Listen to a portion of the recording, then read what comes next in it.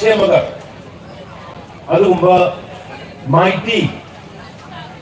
Brahmanas ma'am तांथोक्रेगा अवा ma'am तांथोक्रेगा Manipur को निंखा तमा मुपोरखिबा मधुबु निंसिंगने ngasi अखोय अदुगा सिगुम्बा मफम असे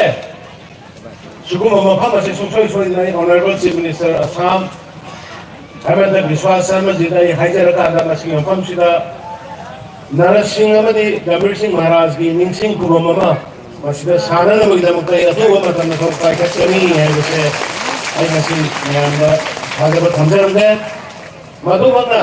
मणिपुर असम दा तालिबा मणिपुरी पुनमक मणिपुरी अमतो वेना पुनसन बगी आहान खुदोल नि है जैसे मैम मरोबी न भाई मैम कोरुमजरी मखा तारकदा अखोय मणिपुर दगी लाखो मतंदा हेक थुंगम खफम से नुगाइतबदो अखोय हानदगी लम खर सिर्जरवेस ला मरि जियेना बदगी साबु ngam अदो आइगी इनाव कुंदलनसु याम तोयना बिसवाने मोयना हाइदगा तौरगा लेबने अदो हजिकसे अखोय मफम मा आइडेंटिफाई तौरे हानगी मफम येना बदोना तबदा अदो आई अतुमा मतंदा हजिकि हाइबा गेस्ट हाउस से आई यारगदि ऑनरेबल मिनिस्टर वर्क्स अमदी अखोयगी ऑनरेबल मिनिस्टर पीआईसी यागी रिक्वेस्ट तौरखादा अथुबा मतंदा सिदा आगा मदुगी साबा होनबगी जता होनबगी मोय अनि दा रिक्वेस्ट तौगे हाइदना अदुमाइना मदि महौगे अदुगा अतै दे मणिपुर हुजि थोइबा थोगो मयाम हेन खंगे असम जु खंगे असम की honourable chief minister Hemanta ji याम फजना खंगे नागालैंड की चीफ मिनिस्टर मयाम पुनम नॉर्थ ईस्ट लेबसिंग नॉर्थ ईस्ट थोइबा थोगो याम साथिना खूब खंगे हुजिक म्यांमार बॉम्ब थादबा लान तौबुसिना मरम ओरकादा नरांग गावबदा मोर देन 6000 Myanmarese refugee अखोय एगोदा खगी कमजोंग एरिया की काका विलेज नामली विलेज न सिंबदा चंगतना लोइना चेंसल लखने लै अदो ह्यूमिडिटी ग्राउंड दा अखोय स्टेट गवर्नमेंट की साइड की अखोय लोय गुसा न थरला पीबा देन पीदना गुनम जावन पीदना अना होनरी लोइना ना अखोय की मिसिंग यामदे तबा इंडिजिनस पॉपुलेशन which अखोय कनना होनबदा अखोय बायोमेट्रिक मेतुंबा लौरगा पापादगी लापसिंगो भारत की सिटीजन होइबे आदनबा दुगा को बदब कुन मोय ताबे आदन मी दमका सेक्शन तराम जुपले लबली हाइरो मणिपुर तौरे इफेक्टसी मथंग अवम को भारत में लेबा स्टेट सिंगसु मसी योरो यांगे ले अन हाइरो पोसक को कोई आदा कोइना एकोनी बॉर्डर टू द लाइक थीरपी मदुगी सेंटर पिनना बाय कोइना ह्यूमिनिटी ग्राउंड का होनरी अदु ngasi की ओइनादि आई अतै मणिपुर थोइबा थौदो करिनो करमाय तो गुनो हाइबन सिंगदुदि आई ngasi often public की स्पेसिदि हाइरोइगे अपिको फोरम खरदा याना दुबा मतमदा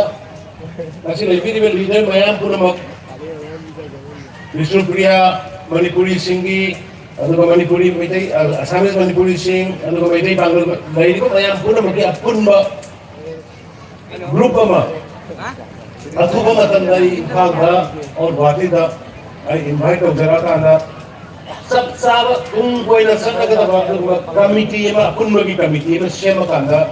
साफा थोरांगे मनि तुंगा लाकदबा पुनमक थेन मिननबगी आई खोंथा हम लोक जरके मसिदैदा मयामना साजो तौबियो अदो नसाई honourable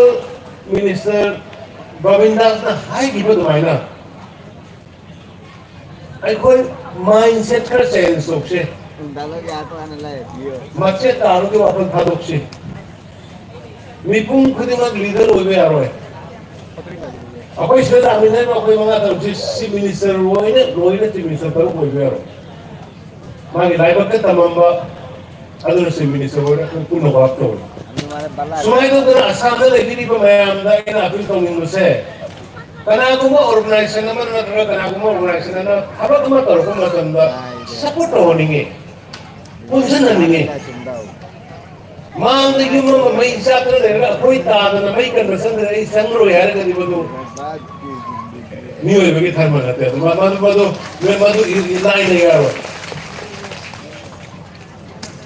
Human Manga may chapter there, I give it to the Mamma San Rakan Make and Messenger, something as I don't see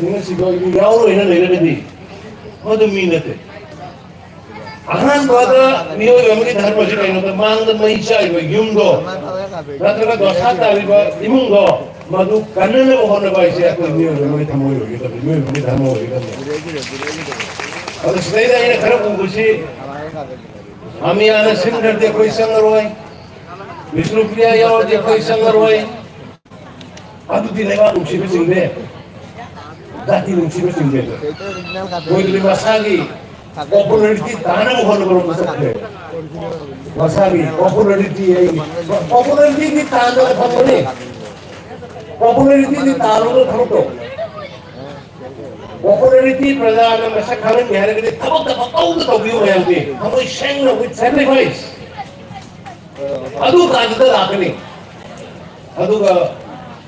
I don't know like the Taba, Adu Nimana, Sildi Yami, see the Amaki Tamo again, spontaneous or Saya pun ada di kunci nomor dua lagi. Namun asal dari Manipur CM kali kesatai, malam dino unity lagi. Mana hal tu dia buat lagi. Noi ni unity lagi berumita tu noi wang kat ni. Nasi kau pun umita lagi ho. Nasi kau pun umita lagi asal dari ba Asamis Manipur CM cek ramai tu biar. Noi hom tolo. Kunci ni, aduh kan kenapa kan pusat, aduh kan.